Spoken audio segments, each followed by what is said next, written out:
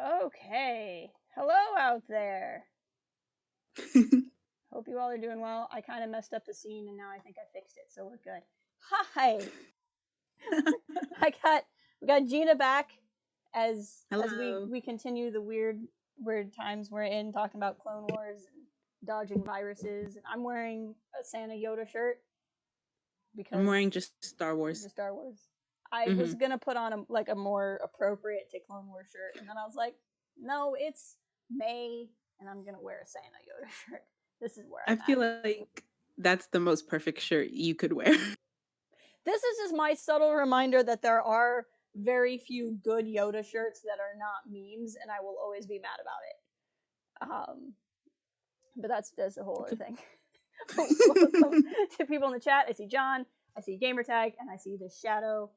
Happy to have you all here. We are going to be discussing Clone Wars Season 7, Episode 11. It's 7-Eleven. I realized that when I was typing out the subject or the title of the stream. Like, it's 7-Eleven. Slurpees for everybody. hmm But they're going to be spoilers. Like, lots and lots. Just very many. So this is your warning to leave if you don't want them, because we'll be offering them for free. I'm really bothered. I'm wearing my backup glasses because my real glasses are broken, and these don't have like the anti-glare that I put on my current ones, and so I just look like I have robot eyes, and everything I do on a computer, I'm like, hello, welcome to the stream. These are my eyes. I am actually currently being extra cautious with my glasses because my backup pair is just like an old pair that's like kind of close to my prescription, but not really. Yep. And I cannot go back to them. I refuse. And so I'm being like super careful. But my eye doctor is like essential things we're gonna open on May 4th.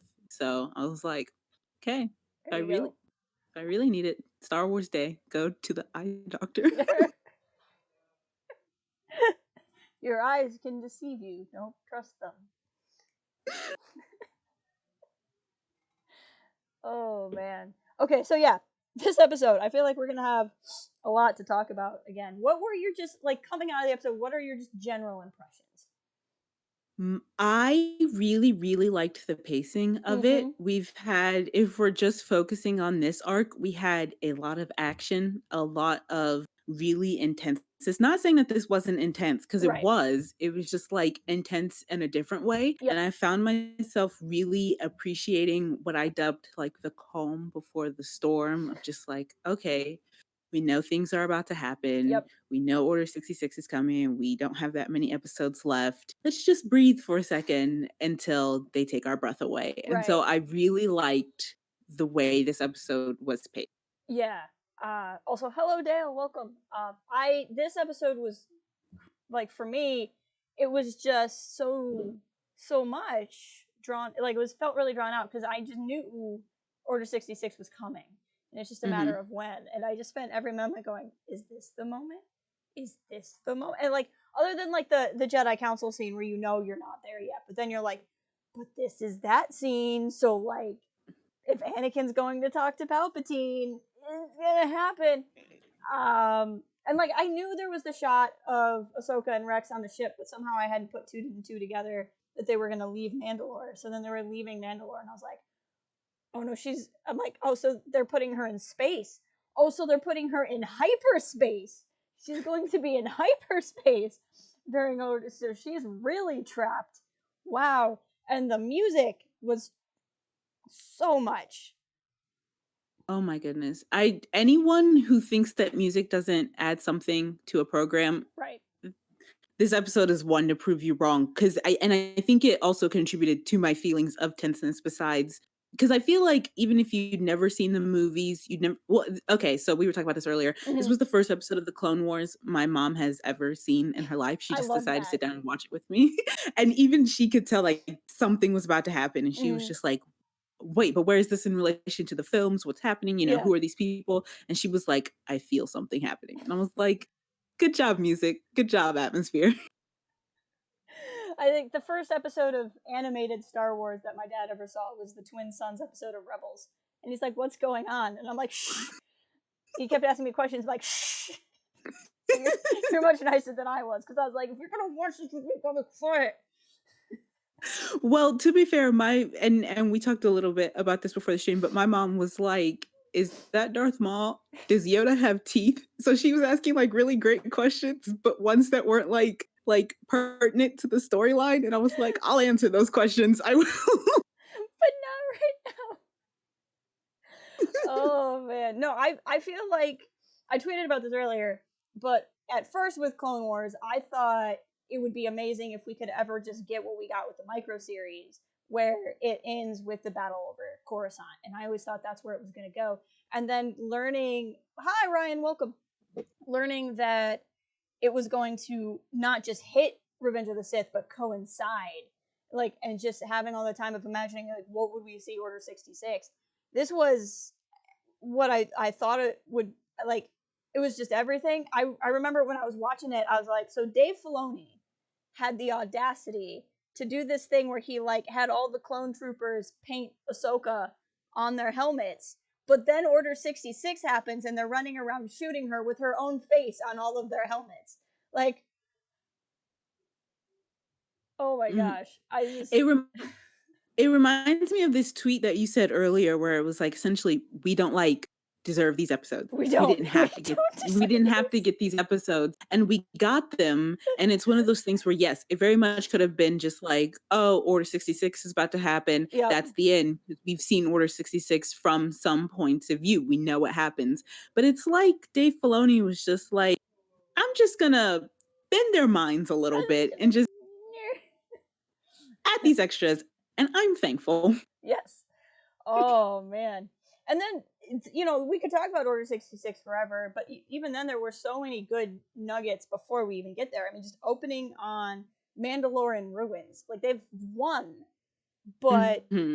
Mandalore is on fire. This is obviously not anything like Satine would have ever wanted for her homeworld.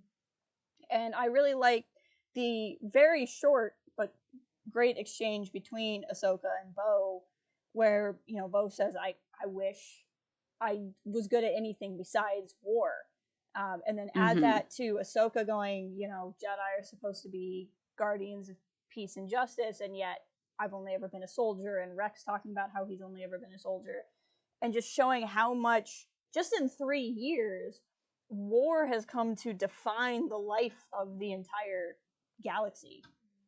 Mhm.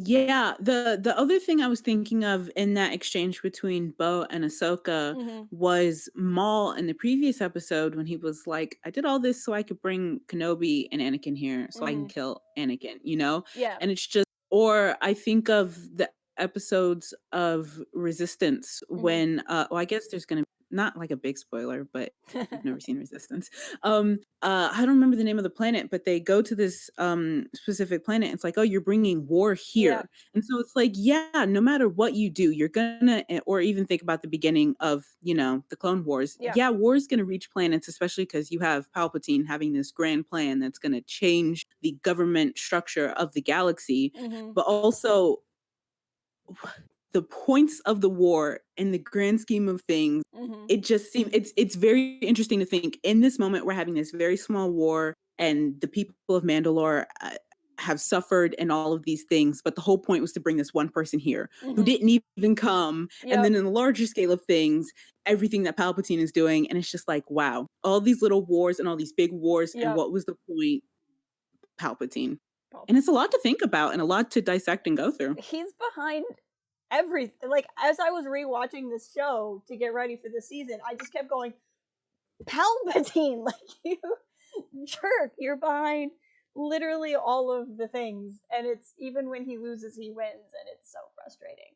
Just chilling in the shadows. Always. And no, and I kind of wondered, because there was, in that same exchange with Ahsoka and Bo, Ahsoka says a line about how Mandalore is going to need a different type of leader, and that's where Bo has her exchange. And I think you could have that, extend that to the galaxy as a whole. Like, Ahsoka really thinks the war is going to be over, and that it's going to be okay when the war is over. But like, what I can't figure out is Ahsoka says they need a different kind of leader, but does she mean like different as in go back to Satine? Does she mean as in Bo being different from Satine, or does she mean like something between the two? And I know that's not the point of the whole episode, but I kept thinking about that every time I rewatched it, of like what kind of leader. And I think about that because of where we go in Rebels and where we go in The Mandalorian and what's going to happen to Mandalore. It's like, what kind of leader does Mandalore need right now? No, I mean, that definitely makes sense considering as great as Satine was, Mm-hmm. obviously something failed. Right. Her way did not completely work. Otherwise, we wouldn't be where we are. Right. And as great as Bo-Katan is, like the Mandalore is still in ruins. So like Mm-hmm. you can't have this way of thinking, this warrior mindset, Mm-hmm. and be completely okay. So in my head, I Mm-hmm. would answer her something in between the two, but Yeah. also, I mean, how does that work? What Right. does that look like? Especially now, you know, the information that we have later, knowing that Palpatine's plan is going to win, Yeah. you know, it's like, I don't know what that looks like. But I think one of the purposes of that conversation is to have us as an audience think, okay, we'll stop for a second. Mm-hmm. What would we want that kind of leadership to look like, not Yeah. just for Mandalore, but for everyone? Yeah. I kind of, it makes me want, it's dangerous to go into the what ifs, but it's like, imagine what a Mandalore would have been like if it was Satine and Bo together, like finding a way to rule together. You would have had the person who understood, don't rush into action, but then you would have had the person who's not afraid to take action when necessary. And if they could have found, I mean, obviously they didn't get along because they weren't hanging Mm-hmm. out, but if they could have found a way, I feel like we would be looking at a very different uh, trajectory. I can speak trajectory for the Mandalorians right now. Um, I mean, yeah, I most certainly agree. And I get it. It is dangerous to go through the what ifs, Yeah, but I think this is like the absolute perfect time because I think we're thinking about the what ifs with everyone. It's yeah, like, well, what if, you know, Ahsoka had talked to Anakin before or anything. So I or even think told the if we're going council to do anything. exactly. So I think Yeah, if we're going to do the what if, this is the perfect yeah. time. Well, and it's just like, what if Maul had told Ahsoka in last episode the truth about who Palpatine was, Mhm. and that, what would they have done? And you know, it could have been an entirely different group of people going, any number of things. But that was just, it was the bit we got at Mandalore at the beginning was so short, but it felt so loaded. Even just getting to see Ursa with her helmet off, we don't really get to see her do much but be there. Um, but it's, I don't know where this last episode goes, especially because they're not necessarily holding to what we've seen in the Ahsoka novel. So I don't know if we get to go back to Mandalore, but it felt like, kind of an end of an era on Mandalore in this episode. It did, and I really, really liked it. Actually, it's this moment of like, okay, well, no more, not really goodbye. See you later, because Mm-hmm. obviously we Yeah. have more material and we revisit the people. But it's just, it felt like a good, okay, this section closed. Now let's go get our hearts hurt over here for a Right. Yeah. second. There's a lot of good discussion about Order 66 going on in the chat, and also hello to Olga.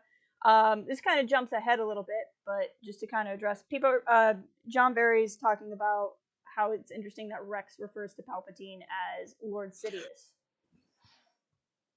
The first time I was being too emotional to catch that, Yeah. and the second time I was like, wait, what? What? Yeah, I heard it and I was like, oh, that's interesting. And I didn't really think too much further in it, but it is. They were saying how it could be Rex even then starting to fight the Order because he's figuring out what's happening with Fives. Um, but yeah, that was that sequence, and like, it's happening and all this stuff's happening at once. But before we get there, there's the Jedi Council scene, and there's a lot to discuss with that too, because you come in and it's the dialogue from Revenge of the Sith, and we know that scene, and it really Mhm. sets that scene. And I like how in the movie you're basically at that scene and Anakin leaves and you get that part, and then in the show we get that part and then Ahsoka enters, and it's that constant frustration of Anakin and Ahsoka just really not getting to talk again. But I, I mean, two of my favorite Jedi were in that scene, so I have a lot of thoughts.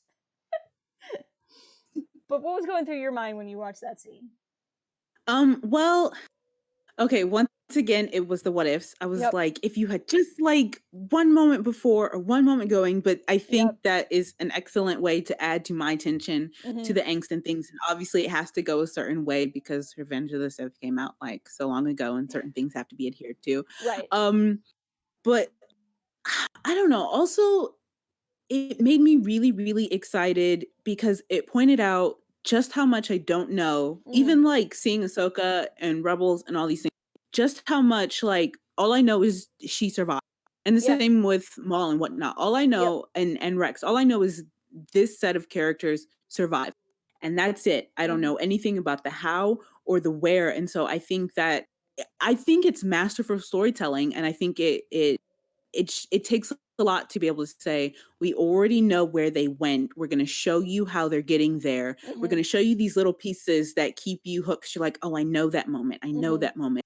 Yep. And yet I'm still completely mystified, Yeah. or at least as I was watching it the first time, I was like, okay, but how's this going to happen, Yep. or what's going to happen in the next episode? And so I don't know how they were able to pull it off, but I'm still kind of like in awe, kind of digesting and saying, did I miss something? Is something Right. going to happen there or anything like that? And so I thought it was very exceedingly clever. Yeah.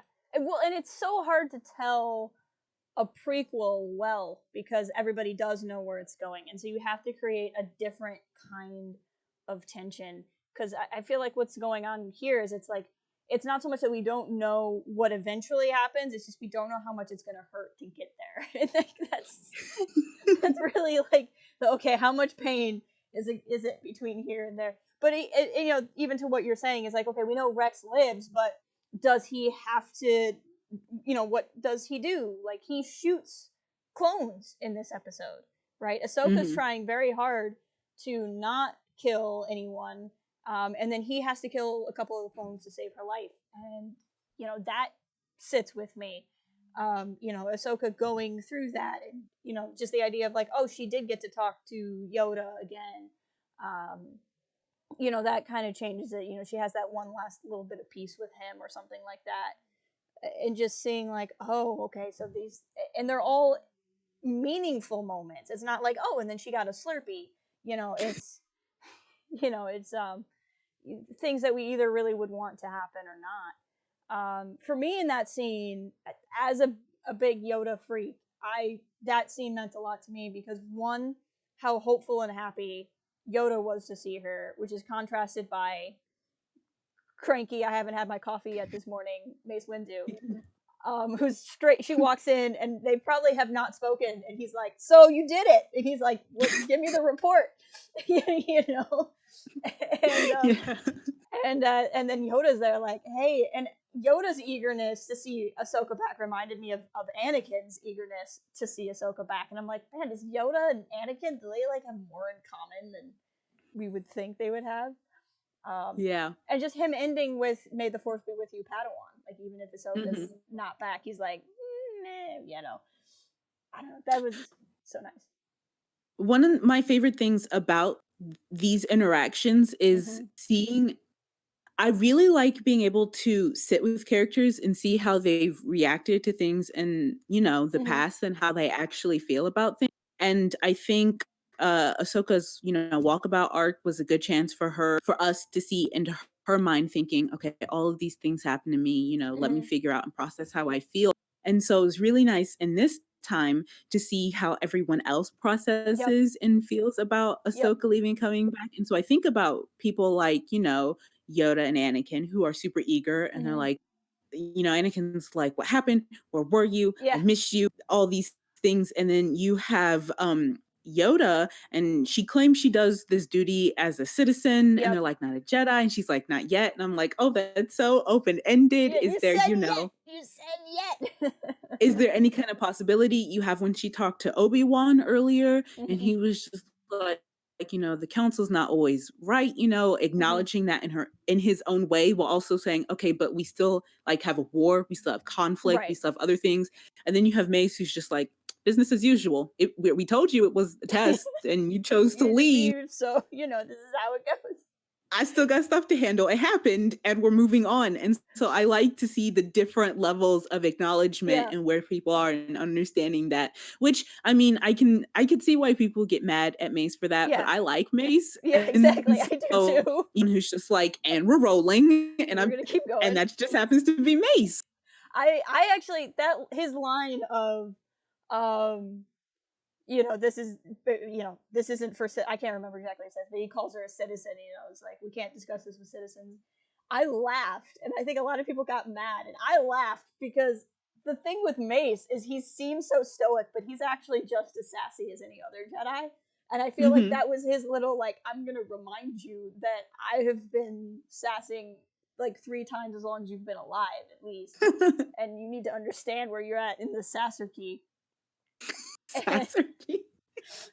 like, that's just where he's at. Mason's at the top of the Sasser key, and he's gonna remind you that that's where he's at. So I laughed because it was a Mace Windu moment, and like Django and I have talked a lot about how we're gonna one of these days have like an in defense of Mace Windu stream. That Yeah. will probably cause us to lose half of our subscribers, and we don't care. Because we're both big fans of the guy. But like, I get it, and I get how he comes off, and I don't think his words to Ahsoka in her arc, in 5, were helpful in any way or correct, really. But like, I get him as a character Hmm. too, and I think Hmm. how he sees the universe and how he sees the Republic, I totally get where he's coming from with her. It's just this Hmm. idea of like, okay, yeah, so you walked away from the Jedi and you made this choice, but here you are leading clones. You have your lightsaber. You're fighting Darth Maul. You're doing all of that, but you're a citizen. Okay, like, it's Hmm. just kind of his like, hold on a minute here. Like, you get to have all of the toys and do all of the things, but you're not gonna have Hmm. the name. Like, I'm not cool with this. And I maybe the snide comment was not the time or place, but I can also Hmm. understand where he's coming from. But I also just really loved Yoda's expression, because Yoda's looking at me, it's like, what are you doing? I mean, I'm right there with you. I think that makes sense when I think of Mace as a character, and Yep. I forgive me, I don't remember his name. Yep. I think Phil. He's a fantastic voice Yeah, actor yeah, when yeah, it yeah. comes Yep. comes to Mace, but that I could also very much hear Samuel L. Jackson saying something like that. It's like, Yeah. "Oh, you want to be a citizen? Then I'm going to call you." Like, I'm gonna remind you of what you just said. You just said you were one. And so and once again, if we're gonna have something like a Jedi Council or a Yep. group of people, you always gotta have that person that's just like, "Oh, I'm just calling it like I see it. This is what happened, and Yep. this is what happened based off that, and we're rolling." I So mean, I'm cool like, with me. Yoda and Mace are kind of like two parents playing good cop, bad cop over the whole Jedi Order. And that's pretty much what's going on. Yes. I've always said I want someday, if they, I don't know, care how they do it, but I want like a Star Wars something. It can be animation, whatever. That's like a Yoda Mace Windu buddy cop movie. Where they're just going on in the galaxy somewhere doing stuff, and it's just the two of them, like, having to solve problems. I need that so badly in my life. Oh my goodness, I actually really want that in my life. We're gonna call Lucasfilm. We're on the trust tree. We're on We're in the Dave's trust trust tree tree, over so here. hopefully, Dave, I know you're an avid viewer of this show. I know for a fact. So we can write it for you. I promise. Oh my goodness, that's great. Oh, I also really liked Yoda's line after everyone has left and Yoda's there. He says, "Ahsoka, more to say have you," and it's like, it's exactly what he says in Phantom Menace. It's like, Qui-Gon, more to say have you, when he's going to talk about Anakin, and he's Mhm. asking Ahsoka about Anakin. That was just such a little moment, like they would do. It's one of those little things that makes me wonder, okay, how much does Yoda actually know and doesn't know? And then Mm-hmm. how much is he not telling you so you get the chance to figure something out for yourself? Yep. And I really appreciate that, but also I'm just like, okay, but bad things are about to happen. Yeah, Can we Yoda, all we be don't have open in our time. communication? There's no time for lessons right now, Yoda. We gotta get stuff done. Can we all just can we all just, like, tell each other what we all know? Maybe save Anakin from a terrible fate? Let's just open up our feelings a little bit here. Oh yeah. Someone asked. The name scroll past, but somebody asked. Oh, Ryan asked, "Do you think Ahsoka had gotten to talk to Anakin, his path would have been different?" We were kind of talking about that in the realm of what ifs. I I think I don't know if in that one moment, if she had, his path would have been different. But I think this is part of the frustration of Palpatine. Is his goal is to isolate Anakin entirely. That whole Mhm. movie, putting him on the council makes the council not trust him, so he's alone in a crowd.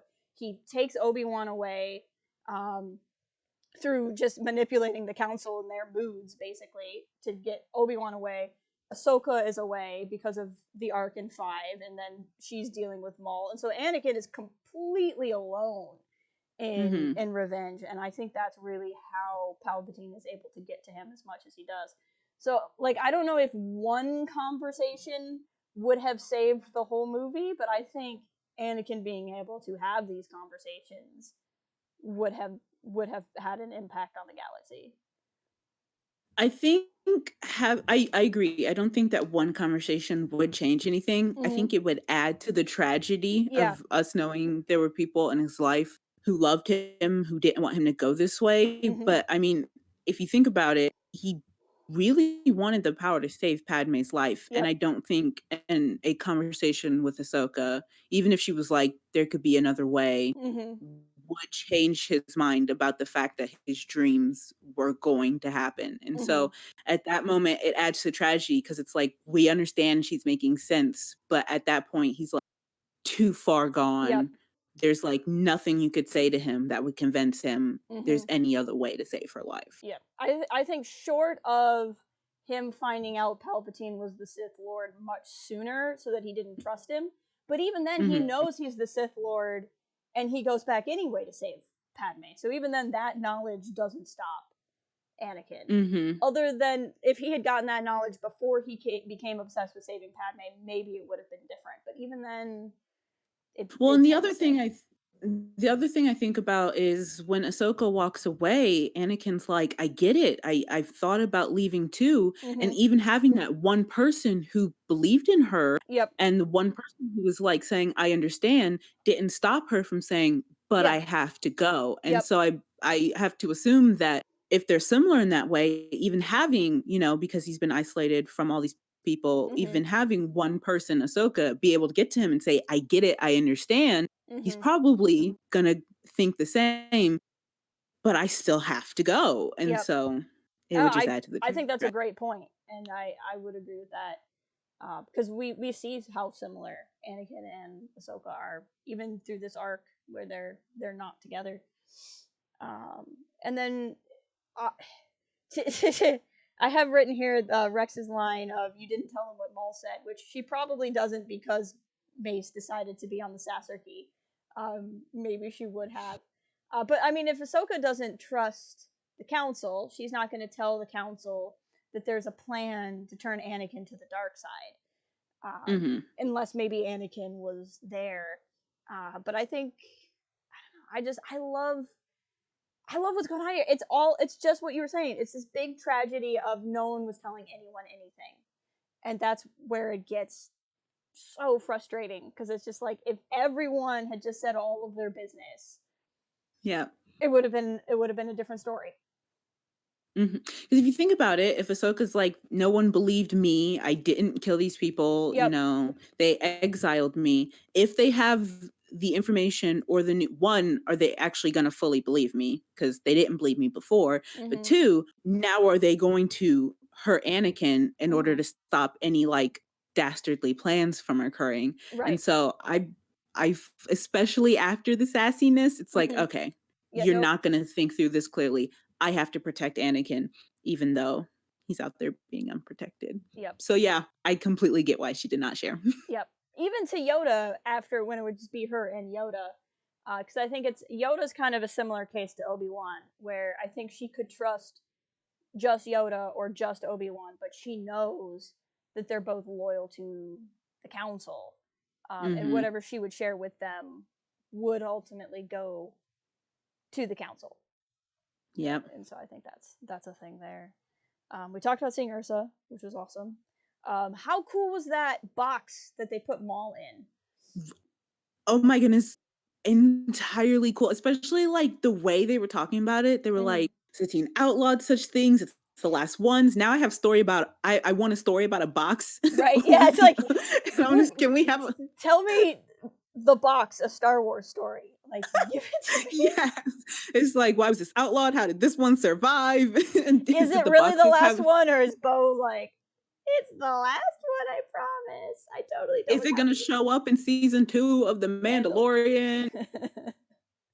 Now I wanna know everything about a box, so kudos to Dave Filoni for making me care about a box. Just making a But box interesting. also the and I don't have, like, artistic words or anything Mm-hmm. like that, but just the way they decided to design it to have Maul look, and the heavy breathing, and Yep. us seeing his eyes, and remembering that he was calm basically all of the last episode, and Yep. then he was feral at the Freaking end, out. and Yep. knowing that eyes are so expressive, and seeing everything he's thinking through his Yep.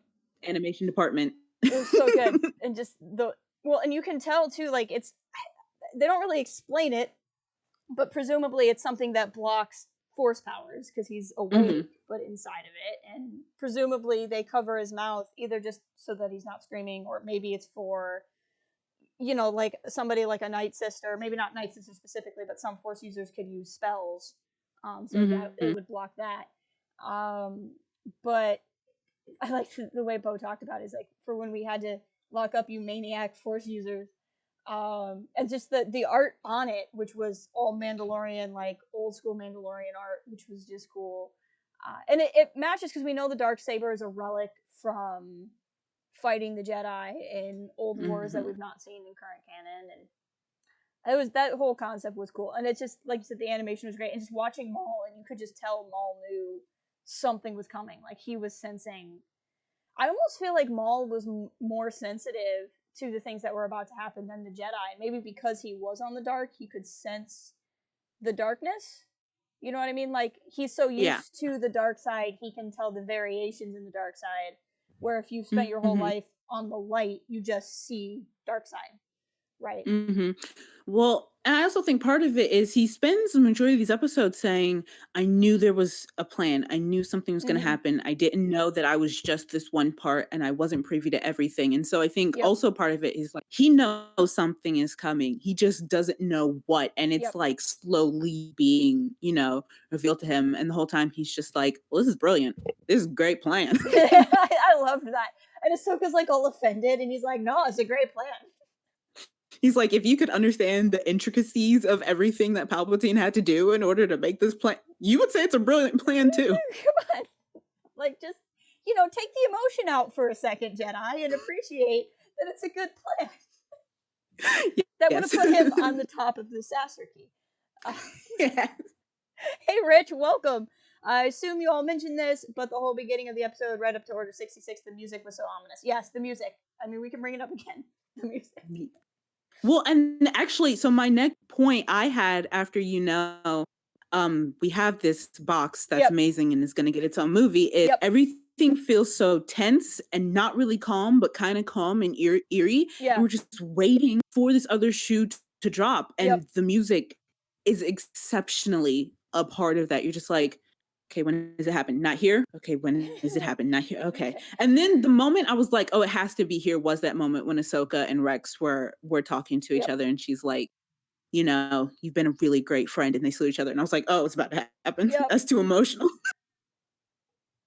It's just too much. They've said it's one of those like movie rules. Like, never. We were just saying everybody should share their feelings, but it's like, you know what though? In movies, when you share your feelings, that's when you die. Like, every Hmm. time. Yes. Like, go to Phantom Menace. Qui-Gon's like, "You've been a great apprentice, Obi-Wan, and you're gonna be a wiser Jedi than I." What happened? Qui-Gon died. Like always be careful in Hmm. Star Wars to tell somebody how much they mean to you, because that's the end right there. Oh my goodness. Okay, no one wants to hear this, but now I'm thinking about Ray and Ben. Yeah, I wasn't gonna say it, but it was in there too. She finally's like, "I would have taken Ben's hand. What happened?" Just saying, in Star Wars, bad things happen when you share your feelings. Oh, now I'm thinking about every moment, like Shmi when she was trying to say I love. Okay, well now I'm depressed. There's a reason why the Jedi don't like emotion, and it's because emotion leads to getting shot. Like, every time. It does. Nothing to do with the dark side. Oh my goodness! Please don't walk away from the stream thinking emotions are bad. Just in Star Wars. Just in Star Just Wars are in Star emotions. Wars. Only in Star Wars. It's gonna be the Oh longest my. weekend ever. Recess. Oh my gosh. Whew. I think one of the things I really appreciate is a conversation we knew that was happening because they used it as one of the okay, this happens like Yep. trailer moments. Is this whole line Ahsoka has where she goes, as Jedis, they're trained to be keepers of the peace and not Yep. soldiers. But ever since she's been a Padawan, she was a soldier. And that's when Rex gives the line that we all know. It's like Yep. clones have mixed feelings because without it, they wouldn't exist. Yep. And I think it's very, and I want to word this so carefully because Yep. obviously, war brings destruction, it Yep. tears people apart. They're not the greatest if we're going to put it like at the most surface level. But I do appreciate that this show lets us have nuanced looks Yes. into what war means Mhm. and what it does, especially and this isn't me like ragging on the prequels because I really do like them, but Yep. you don't have the time in 3 movies that, Mhm. aren't going to be more than 3 hours because not many people are willing to sit through, super long movies. You don't have enough time to go through the nuance of saying, here's how all of these people are, affected by a war. And you get that when you see the Mandalorians after Yep. the siege and everything has happened. And you get to fully, and I think that's one reason why obviously people like the Clone Wars, because you get to see how they all feel and you get to see them as people and their distinctions and their names. And Mhm. so this line, I think, fully encapsulates that feeling of saying, this is and it's what Bo-Katan was saying earlier. This is all I know. Yep. What am I supposed to do without this? And I Yep. really like getting to see those moments. I agree. I mean, there's obviously the way the story goes is so interesting in of itself, but there's a part of me that would have loved to see stories of like what would post-war Jedi have been like if Palpatine didn't win. Like if this whole war wasn't a construct of the Sith to take over the galaxy and wipe out the Jedi, and it was just a dispute between systems that felt, forgotten by the Republic, and there was just a schism, and then life goes on. Like, how do Jedi adjust to post-war? Mhm. How do Padawans like Ahsoka, who only knew war, how do they then adjust versus somebody like Yoda or Mace? I think you froze. Are you there? Oh, there you go. You unfroze. Oh, Okay, you we're good. froze a little bit. Okay. Okay, we're back. Okay, so saying Yeah. um, versus Jedi like Yoda or Mace or even Obi-Wan, who would have remembered life before war and acclimating back. And that's part of what I like about the two Knights of the Old Republic games, because they're kind of the same but different, where the idea is that the Jedi don't go to war. And specific Jedi leave the Jedi and go to war, and then there's this whole discussion of, did the Jedi make the wrong decision for not going to war, because it caused them not acting fast enough caused the galaxy to descend into a larger war, or the Jedi who did go to war largely fell to the dark side, so was it right for the Jedi to not go? And like, what I guess it Mhm. makes sense in something called Star Wars. There would be a lot of discussion That's true. about war, and what is Mhm. it good for? I don't know. I like that. Sorry, What is it good for? That song stuck in my head. absolutely nothing. Um, come here for your outdated pop culture references, because those are the only ones I have. But anyway, uh, but no, what you're saying, just the nuance with Clone Wars, and that's again too where I'll get frustrated with critiques of any. I don't need. I won't make like any Star Wars film. People will talk about like this doesn't get discussed Mhm. enough or blah blah blah. I'm like, it had 2.5 hours. Like Yeah. it's valid to wish there was more of something, and there's valid to think that they spent too much time on A and not enough time on B. But it's like, okay, but to say, because I was seeing so many people who are like, Clone Wars is how you tell a story, and I'm like, yes, over 7 seasons with over 100 episodes. Like one season, not this one because it's a truncated season, but if you take like season 1 of the Clone Wars, that's like half of the films and screen time. Like, no, Mm-hmm. duh, this is gonna be better at telling a Yeah. nuanced narrative than the films. I don't like, that's just, that goes with the territory. I don't know how I got on that rant, but I got on that rant. But it's a valid one. Well, and the other thing I was gonna say, Mm-hmm. about that quote that I find so interesting, and the Mm-hmm. answer might be in a Legends book, Mm-hmm. or comic, Mm-hmm. or we could see it a bit in the High Republic things. Mm-hmm. But so we know they're supposed to be like keepers of the peace, and this Yep. whole time they've been soldiers, and Yep. that's what the prequel trilogy is. We get the Mm-hmm. original trilogy where through Luke's eyes we get to learn like, and his training, we get to learn like who the Jedi are supposed to be Yep. and what they are. And Yep. then the sequel trilogy, we get, obviously like Luke isolating himself and learning through Rey's eyes, Yep. okay, this is where the Jedi failed. This is what they're supposed to be, which is also why I'm so interested in whatever Rey does after, Right. the Rise of Yes. Skywalker, because I personally don't have a good picture or a good view of, okay, so what are the Jedi supposed to be? Like, who are they supposed to be? Who are the And what is Jedi? their role? Yeah. If we're getting biased moments of Yep. training and feelings of self-doubt, and we Mm-hmm. get a really clear picture of what they're not supposed to be, the Yep. prequels is very good at giving us that. And that's why I'm super curious of, and that's what obviously they build on each other. It's all Mm-hmm. Star Wars franchise, but the way it builds on each other, I think is very fantastic in saying, look at all these roles that Jedi have filled, and Yep. then we're going to let our own characters in universe comment on the success of the roles or the Yep. failure that Jedi have had. And then eventually I have to believe that they're going to give us okay, well, this is what it would be like in theory if everything was hunky dory. But to Yeah. have stories, we have to have conflict. So you're not going to get this long. Exactly.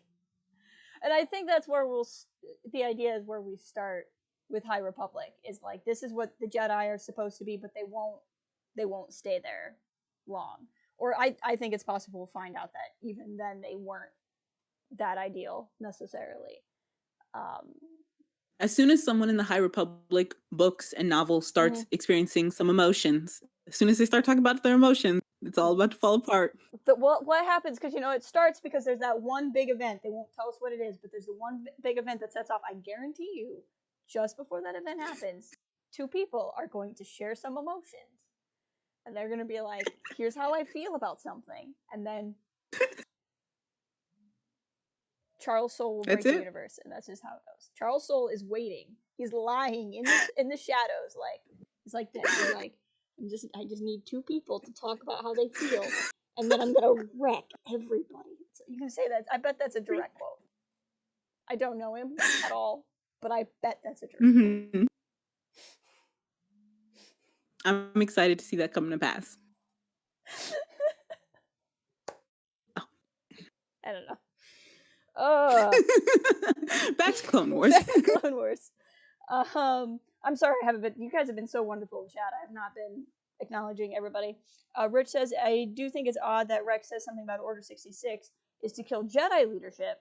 Ahsoka isn't technically a Jedi, and Maul definitely isn't. That was something I thought was interesting too, because he orders them to go execute Maul, and I wonder, like, was executing Maul part of Order 66, or maybe that was another directive he got from Palpatine. Oh, you broke up a I little broke up bit a little there. bit. I'm sorry. Okay, am I back? This is me moving to check. Am I back? This is my check dance. Okay. Okay. Okay, I think you're great. I was saying, like, because Rich was Rich was saying Ahsoka isn't technically a Jedi, and they were all choosing after. Isn't technically, but I mean the clones kind of. It is a good distinction. Maul certainly wasn't. I kind of wonder, was Maul caught up in Order 66, or it's possible that Palpatine gave him that order as well when he knew that they had Maul. Um, I wonder that too. Mm-hmm. I almost have to think because the clones have spent time trying to apprehend Maul and spent time with, with Ahsoka, it's almost like even if it wasn't a directive, Mm-hmm. they fully understand that, like, okay, well, if we're taking out all the other Jedi, Right. this person, any strong Force user probably shouldn't be left, Right. because we don't know what their intentions are. Yep. We don't know what they could do. Because even if we have Maul as this villain, as this bad guy, I Mm-hmm. feel like such a big event and such a catastrophic event as Order 66 could make anyone go, should I reassess some priorities about certain things? And I don't know, maybe change your mind about something. So I think probably, but even if it wasn't a direct order from Palpatine, Mm-hmm. it was like we're just going to be smart and remove any potential obstacles on this ship. Right. Or, Rex might even know that Ahsoka would go to Maul as she does, and want him executed so that he can't. Hey, Zolan, welcome. Freaking out. Yes, our brains as well. We're just kind of getting to the Order 66 discussion.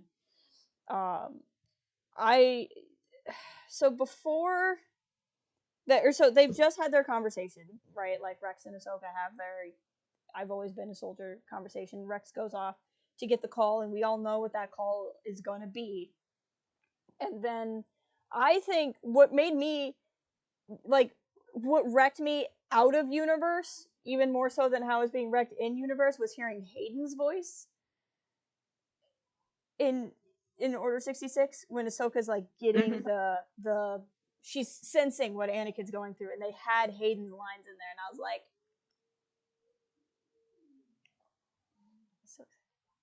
So, go ahead. I was gonna say, because you're breaking up for a second, I was like, oh, don't speak over her. But I mentioned earlier I was watching this episode for the first time with my mom, and when that happened, my mom was like, "What's happening? Why is this significant?" And I was like, "Hayden, things are happening," and I just couldn't breathe for like a solid 2 minutes Yeah. as that was happening.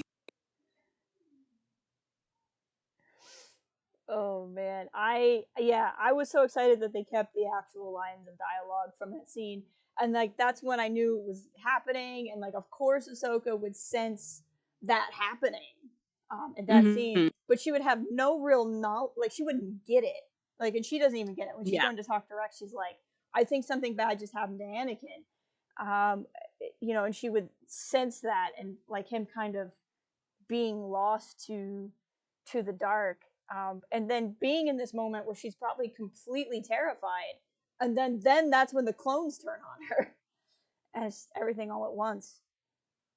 Well, even looking back, I can say, of course, she would sense that. And Mm-hmm. yet, in that moment, I was like, what a brilliant way to have her know, Yep. even if she doesn't fully understand everything that's happening. What a Yep. brilliant way to have, because that could have been I don't know, a communication she receives later, or maybe she didn't even have to know about that moment at all. And so, looking back, I can say, like, after watching it twice, yeah, Yeah. of course she would sense that moment. Yep. But also, like when it happened, I was like, oh my gosh, she gets to sense that moment. And Mm-hmm. and then the fact that Maul knows too. And I'm just Yep. like, once again, kudos to Dave Filoni. Yeah. Because For it's those little, I think it's his way of thinking of people saying, well, because we already know X, Y, and Z, it has to go this way. And mm-hmm. him going, I'm gonna subvert your expectation. It doesn't have to go this way.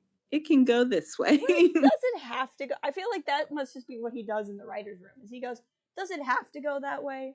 This thing, does it have to though? And we're all like, yes, Dave, what are you doing to us? uh, uh, and then the actual scene where Rex turns on her is just brutal. I didn't notice it at first, but I saw on Twitter people notice that like Rex cries the single tear, Yep. and he's I noticed that and then I cried. yep, and he's just struggling through it, and even just enough to be able to yell "Find fives" like that. I got chills, like Mm-hmm. chills. To think back on that and to know like Rex never. I mean, we knew Rex didn't give up on fives because of Bad Batch, but to just really see him bring that around and to know that like this was something he continued to investigate after fives, and to even just try to help Ahsoka even in that little way. I don't know. I thought that was a really cool reference, and again, just shows how good they do at telling a story over so many seasons. Yeah, and then everything that was probably going through Ahsoka's mind that she had to process Yep. of not understanding what's happening with Anakin, Yep. but hearing all of that, Yep. knowing that they have to transport Maul and no one's ever really caught him before, not understanding why the clones are suddenly turning, and then just like suddenly we're talking about fives. Like, what is that for her to go Yep. through? Oh, did I freeze? Oh yeah, you're back. I think. Okay, for her to go through all of that in the span of like 6 seconds, it's Yeah. just like a lot. Yeah. Yeah. And I think it was. I mean, beyond just being good storytelling, it was a relief to see Rex struggle because then at least Ahsoka could know there is something else going on. Like, Mm-hmm. and I'm just now it's hitting me that this is not the first time she's been running from clone troopers. And because when she was on the run for being accused for bombing the temple, so it's just a little bit of like, well, here I am again, what's going on to me again. um Yeah. is a little bit terrifying, but she's able to get away. She tries really hard not to kill any of them, which I think is really to her credit. And then she gets to Maul, and her interactions with Maul were probably like, they were just so good. They were some of my favorite things. It was so good. Mm-hmm. Well, one of the things that I think goes to an earlier discussion we had was the fact that we're, letting the clones be people, like getting to know them individually, Mm-hmm. and to see the struggle. It's like, oh yeah, if you spent all your time with this person, even if you have like a chip in your brain saying one thing or you've been Yep. ordered to do something, it's nice to see the struggle. But then you also see that with Ahsoka not wanting to hurt anyone. Yep. And I really like that the care's been given that yes, we saw clone, and for a second I was like, oh my goodness. You'd have to have a conversation with some kids after watching some of the things that happen, to Yep. clones in this episode. But yes, we're going to see, violence. Yes, we're going to see people get hurt. Yes, we're going to see people die. But because we've come to care about them, a care has been given to not have our main heroes be Mm-hmm. the ones who absolutely, destroy them. And I really appreciated that. And then that just goes to when Ahsoka's talking to Maul, you also get, I really like the nuance. You're right. It's a great conversation that they Mm-hmm. have. It's like, oh, you expect him? Of course you want to team up. She said yes and once, but then she's like, no, not really. And once again, it's like, what did we expect? Because plenty Yep. of people probably expected her to be like, let's get out of this together, Yeah. It's, and different. her's like, oh no, Yeah. you misunderstand. We're not teaming up. I need a distraction. You go that way. And I loved his like, can you at least give me a fighting chance, as if he doesn't already have one. And she's like, I'm not rooting for you. That line, I was like, oh, that's so good. It's just so Oh good. my goodness. And chaos is indeed what he is good at. It And is. so It is. I was laughing uh so hard. Poor if Maul. you would have told me that this really sad Order 66 episode would have so much sass, Yep. I wouldn't have believed you. Nope. I would not. I would. There's always so much going on in each of these episodes, and again, it's because they can build on so much that's happened before. But like, just so good. And then a lot of people are making the comparison of Maul's hallway scenes a lot like the Rogue One Vader hallway scene, with that Hmm. that kind of destruction, which was fun. And then John Barry says that it was also, not to make a pun's not the right word, but not to like draw comparisons because of the voice actor, but it felt kind of Force Unleashed like too, because he's just using the environment as shields and stuff. Hmm. It was cool to see Maul, like that was brutal. Like he's, like you were saying, like he was cutting people's heads off, and I think the part that freaked me out the most was the door closing on the arm. Yeah. I was like, oh, Yeah. don't. Well, but then I was like, at first I was like, oh, that's a lot. But then I was like, I mean, someone like also gets stuck in a door in the Mandalorian, Gina. You're Yeah, okay with that. So I mean, who but the doesn't other lose thing, arms in Star Wars? oh, I would say, who um doesn't lose arms in Star Wars? true, that's also a thing. The other thing I was gonna say was the thing I appreciated about Maul and Ahsoka's exchange was it makes how they address each other and talk to each other and Rebels make a lot of sense. Yep. Because they're not on the same side, but they're not like super antagonistic. And Right. I really like how they built the history of, because when it happened in Rebels, I was like, oh, why are they like this? But it was believable because Yeah. they did a good job. Yeah. But now it's nice to see, oh, this is how they got to this point in their relationship. Yeah. Yeah, I still believe it. Yep. Yeah, it's just like, oh, they have this respect for each other. I like that too. What I was saying with, I might have said this earlier in the stream, but like there were just so many of those connections too, because like even in season 1 of Rebels, there's the scene where Ezra talks to Yoda, and Ezra leaves, and then there's like a really brief moment where like Yoda waves at Ahsoka, and like Mhm. that works for me so well too after seeing their scene. And I mean, it didn't not work for me either, but I was just like, oh, so like that's your reaction to seeing Ahsoka again after she left the Order, is you like wave? And I'm like, now it makes sense because they've actually had a conversation since she left Yeah. the Order. So it's just a lot of really cool things. And I wonder if it was, how much of it was retroactive, how much of it was stuff they did in Rebels, and they went, maybe we could have connected those dots better, and how much of it was Mhm. Dave really already knowing what was going to happen in these episodes and then writing Rebels accordingly. Yeah. I We'll don't know if have them there's an tell us. answer, but yeah. We can have Dave tell us at the next trust tree meeting. Yes, That'll that's be true. good. I'll put that in the minutes for And while we're having brunch. brunch with Dave, discussing the buddy cop movies that we want to see made. Yes. But no, it was really well done, and I think that's interesting too, because I remember when Clone Wars was canceled, they were like, yeah, all these episodes that didn't get made, we're just acting like they're canon and they happened, and I'm like, but I don't know what happened in them. Can you can you tell Can me you what happened in them Oh my gosh, exactly. then? And now we're getting it, so there you go. Oh man. Um. Oh, where even are we? Oh, I can't remember who said it, but somebody in chat was pointing this out, and I have this in my notes as well. I thought it was cool that Ahsoka goes to droids for help. It seemed like a very Yeah. Ahsoka thing to do. Um, Mhm. Well, one of my thoughts was the Rise of Skywalker, when they were like, yeah, "Don't underestimate a underestimate a droid," droid. and yeah, and how you and I was for a second I was like, we haven't really seen like too many droids like in this way and in this capacity. So it was Yeah, nice because it's one of the Star Wars thing. yeah, And so yes, this has felt like Star Wars this entire time and all that, but then it just gets a little more Star Warsy. It's like droids are here. They're yep. here to And I like that too. And there's some kind of irony too of Ahsoka gets help from the clones with droids, even though they're not separatist droids. Mhm. But that was kind of nice. And Ahsoka's always been one of those people who can look at people that are usually overlooked, and see how they could be great. Mhm. And I think droids are one way that's a common element in there. Hey, Neil! The Neil is in the chat. Good to see you here. Thank you for being here.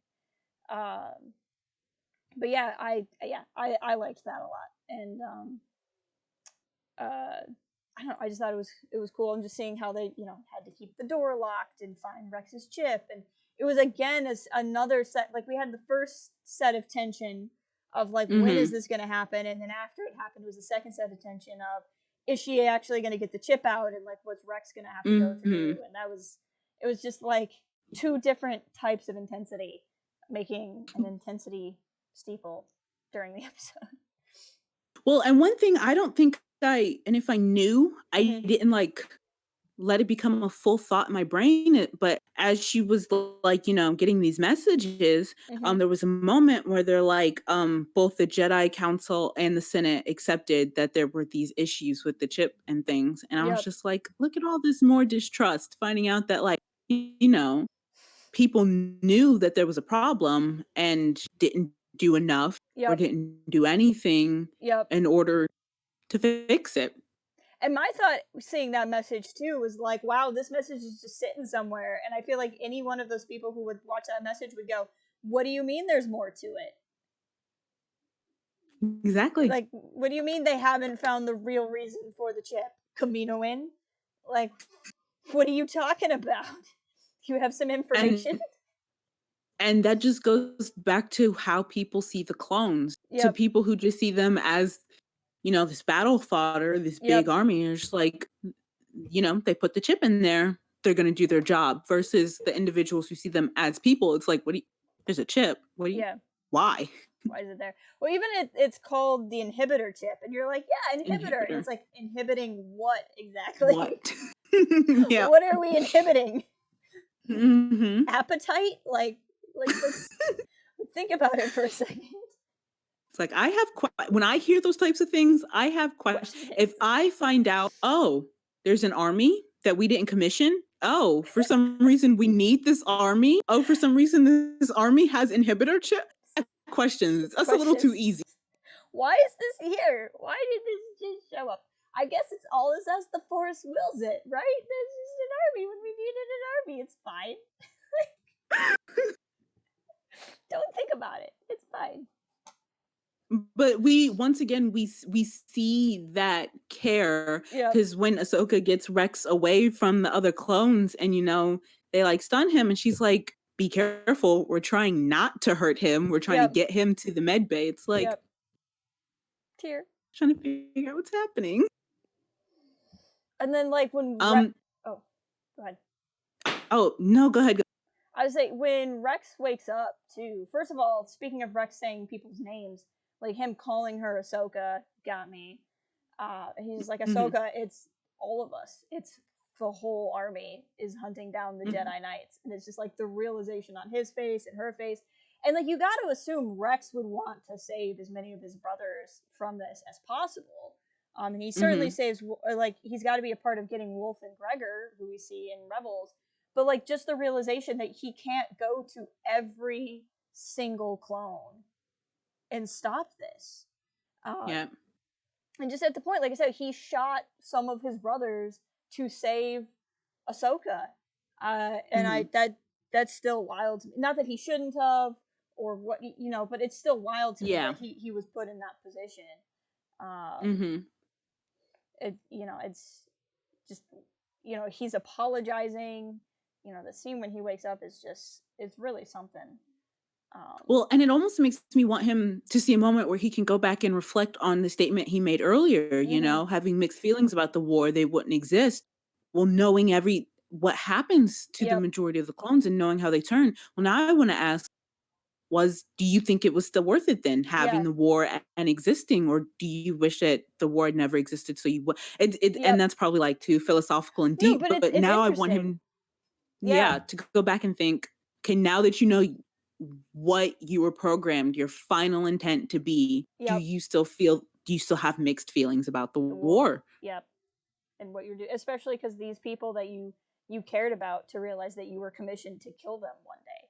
Like so much Mhm. of your positive life building interactions are with the people you are supposed to then murder. Like that's pretty brutal. Yeah. Um. Um, well, the other moment that got me was Mhm. when Ahsoka couldn't find the chip, or the Yep. scanner couldn't Yes. find the chip. And so you have I screamed so Yep. With Chirrut's words. oh gosh, I love that little addition, Yep. it's not that Rogue One isn't canon because it obviously is, but Right. it's just one more connection piece of I don't know. I'm not gonna see Rogue One the same at Right. all. I loved that addition. I liked it too because it also shows that like this isn't just a thing that Chirrut says, that this is a thing that like lightsiders throughout Star Wars history might have said. I thought that was Mhm, my question too, was like, why was the chip not showing up on the scan? Was it something that was like intentionally hidden? Was the droid not supposed to be able to find it? Is it something mhm, that's dormant? And so like the way Ahsoka was talking to Rex made it not dormant so they could find it. And then just the fact mhm. that Rex is saying the words too while she's like mind melding. Like there was again, I have a question. I didn't really think about that until you posed the question, hmm but I wanna say it has something to do with his ability to be able to resist, Yep. at least for a little bit, and to be able to fight it and Yep. say, "This is not who I am," versus clones who immediately it clicks Yep. and they're off to destroy the Jedi. And hmm then the other thing I loved about him saying it too is because I think from a really large point of view, Hmm. you can think that the Force is only there for the Jedi Right. or something like that, and it's like, no, the No, Force it's is not. also with him, Yes, it and is. so it made me really emotional. It was really good. Well, that's something that I really appreciate as somebody who is a really big Jedi lover and a big Jedi defender. I do appreciate the so much of the new canon is really explaining that the Jedi are not the Force. The Jedi are not necessarily the light side of the Force, but they are followers of it. But that there's not just Mhm. one group that does that. And I think it's, a lot of it goes back to a lot of what Luke says in The Last Jedi, which you have to kind of sift through what Luke says in The Last Jedi to find where he's being correct and where he's being cynical, and kind of pull those two things apart. It similarly to Yoda in Empire Strikes Back, you've got to find the parts where Yoda's being correct and where Yoda has been alone in a swamp for 2 decades, and it and Luke talks about how it's vanity to assume that the Jedi, like the Force, is only for the Jedi. But it's not like it's not necessarily like just because the Jedi are not the light side of the Force, or no, just because the light side of the Force is not the Jedi does not mean that the Jedi are not the light side of the Force. If that makes sense. Like I think if Yeah. you whatever the Jedi are supposed to be, which is a question we don't necessarily know the answer to, whatever they are, when they are being true, whatever that is, I think they are so in line with the light side of the Force, which is where you get an ending like we saw in The Rise of Skywalker. But that doesn't mean that it's only Jedi who can be there. And I think Ahsoka's voice being there is a point to that. Right. I don't think that's a discrepancy that, as some people have said, I think it's actually important to note that it's not all Jedi at the end of the movie. Um, I'm biased, I know, but No, but valid point, valid point. that or it's just Dave Filoni trolling Ashley Eckstein, and it's possible that that's the only reason the voice is there, is just so Dave could troll Ashley. Also, wouldn't be surprised. But I like seeing that, and I like seeing the new canon kind of go like even people who are not force sensitive. I always make the basketball analogy. I can play with a basketball and like shoot and try to make try to score points or whatever, but I'm not ever going to be in the WNBA or the NBA or whatever. Like Mhm. a sport can be for everyone, but then you have like the high caliber sports for the people who have that sensitivity to what you need to be really good at it. And that's kind of how I've always seen the Jedi's. It's they're not the only ones who have access to the Force at all, but they are the ones that have the right they have the right body type, they have the right metabolism, they have the right privilege and upbringing to be in a position to be in that, whatever it takes. Um, Mhm. and that's The kind of how correct I think of midichlorian count. exactly. Um, and it's like you can be mad about that. It's like midichlorian count is just like being tall makes you better at basketball. It doesn't mean that you like if you have a smaller midichlorian count you can't touch the Force. It just if you're taller you're going to be better at basketball. You're going to be better at Mhm. volleyball. You're going to be better. Not every sport, but a lot of sports. The taller you are, the better you are. That's just a thing. But then you can Mhm. be Rudy Rudiger and be good at football anyway or whatever.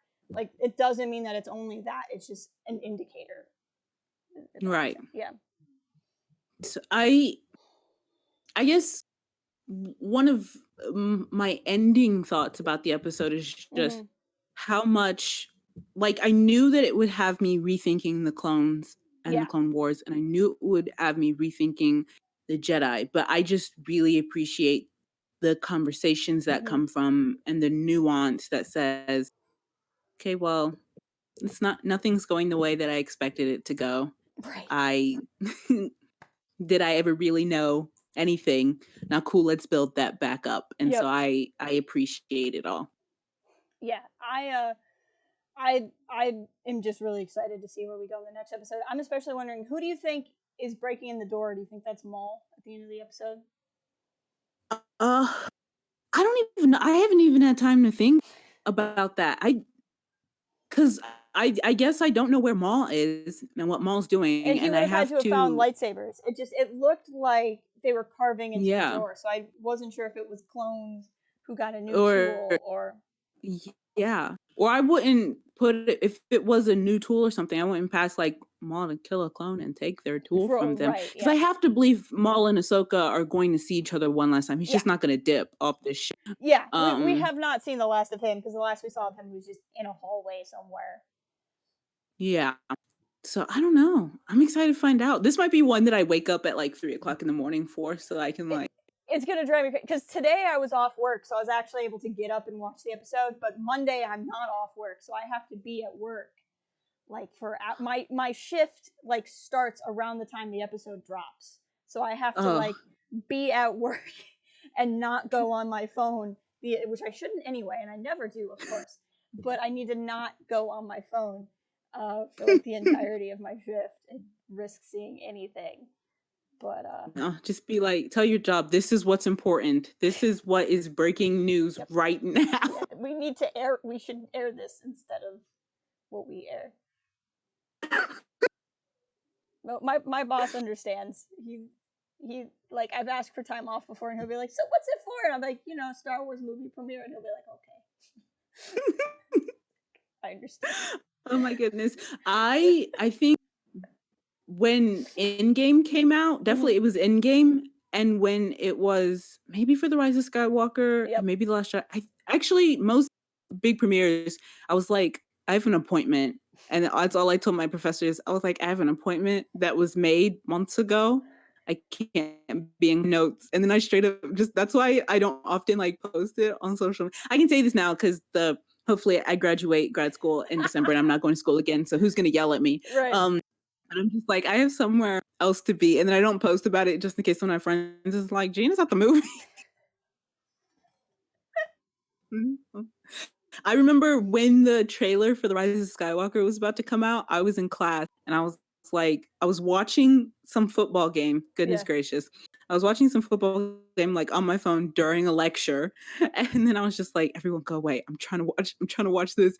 And then as soon as they were like, it's about to happen, I was like, I'll be back. I'm going to the bathroom. And then I just walked through the halls of the upper building while I watched the trailer and I cried a bunch. And then I came back down and they were like, my friends were like, how's the trailer? And I was like, this movie's gonna wreck me. It was good. But I just kept going to class. I love it. No, that's how I've always been. It's like, because, I go to work, I'm wearing Star Wars shirts, I'm wearing Star Wars, like, everyone knows. And so, like, they would all pick on me because I would have, like, the movie premiere off. And then they'd be like, I think I'm going to get sick that day. I'm like, that's fine. I'm not covering for you. Oh my gosh. I'm like, it's not going to happen. Or, I ask for, like, a week off, and they're like, so what are you doing? I'm like, going to a Star Wars convention. I remember and so in my programming, I programmed this, actually I programmed a free showing of Infinity War. It's a Star Wars celebration. And I was just like, I'm not going to be there, guys. Have fun with this program I planned without me. I gotta go to Chicago. Goodbye. That's awesome. Rich asked, slightly off topic, are you going to do reviews of the Mandalorian documentary that comes out on Monday? I think so, Gina. Yes. Yes. We're definitely going to be talking about those. That's definitely Gina's forte. So I'm going to be stealing her for those for sure. I'm like completely so excited, so pumped. I think I'm going to rewatch the show. Yep. Like this weekend, and I'm excited. Yeah. I'm kind of figuring Monday, because that'll be Clone Wars finale. So, like, Monday we'll talk about Clone Wars, which, of course, you're invited back for if you can. If you can't, I understand. But, yeah, I'll be there. But we'll do Clone Wars Monday, and then Mando Tuesday? Works for me. Okay, there you go. We just made the plans right here live in front of everybody. And that'll be good. Oh my.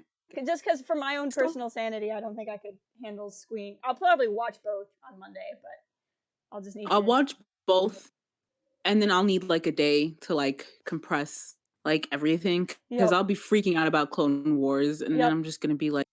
But actually, one thing I think is so interesting is the fact that you call Baby Yoda your son, because on Unmistakably Star Wars, he's my stepson because I married the Mandalorian. I love it. And like when I moved apartments at the beginning of the year, Yeah. and some of the members of Unmistakably Star Wars, they were like, Gina, you got enough room for your stepson when he visits? And I was like, yeah. So I love everything about this. We're gonna freak out about the Mandalorian. About the It's Mandalorian. gonna be a time. I You was remember the brain mush? It's coming back. And yes, that is a good thing to talk about. That Gina, if you want more of her wonderful voice, is on the podcast, Unmistakably Yeah. Star Wars, with a lot of my other favorite people, by the way, that I also Yeah. need to get on here at some point. Yes. Oh my goodness, they're the best. They're an amazing crew of people. But no, I'm pumped. You know, I always refer to Baby Yoda as his name is Yodel, and then after the Rise of Skywalker, I'm like, his name is Yodel Skywalker, because Skywalker is just the name for all like Jedi foundlings now. Yes. It was actually funny. One of our a friend of mine from Port Haven back before the YouTube days, Jay, he sent Django and I goodie packages, and one of the things was he sent us framed pictures of Baby Yoda. So now I have a framed picture of Baby Yoda. That is so precious. So I love everything about that. I just have a picture of my son on my bookshelf.